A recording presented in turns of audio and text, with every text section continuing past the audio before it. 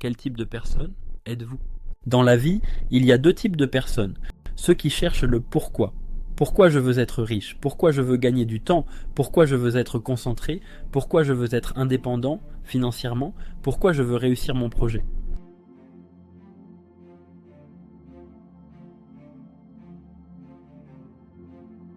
Et ceux qui cherchent le comment.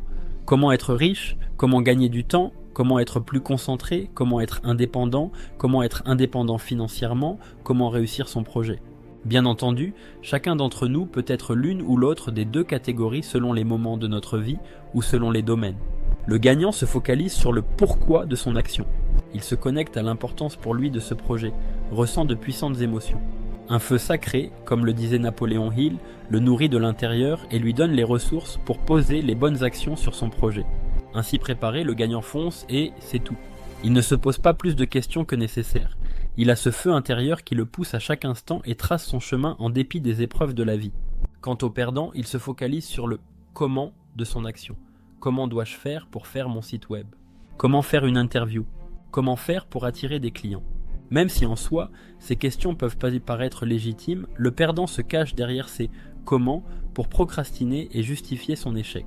C'est un comment qui trahit un je n'en suis pas capable. Je ne sais pas comment faire une bonne vidéo, je ne sais pas faire une page de vente, je ne sais pas vendre, etc. Alors retenez la différence fondamentale entre le gagnant et le perdant.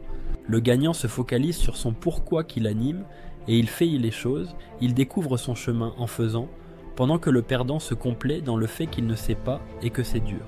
Le gagnant fait pendant que le perdant se plaint. Cette réalité a donné naissance à une citation célèbre de Franklin Roosevelt. Les gagnants trouvent des moyens, les perdants des excuses.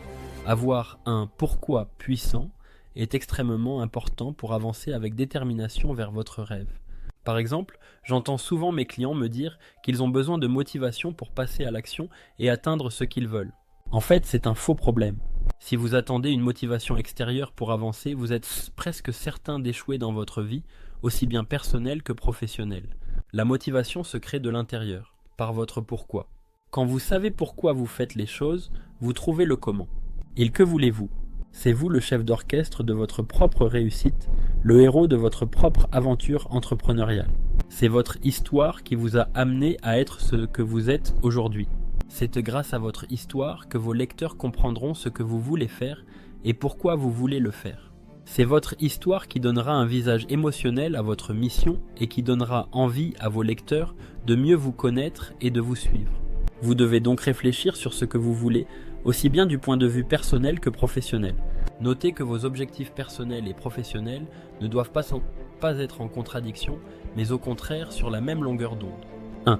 Quelle est ma vision du monde? 2. Quels sont mes objectifs personnels et professionnels? 3. Quels sont mes principes, mes valeurs? Présenter votre vision du monde qui vous entoure va vous permettre de rassembler autour de vous les consommateurs qui partagent vos valeurs et vos certitudes. Il faut donner du sens à ce que l'on fait.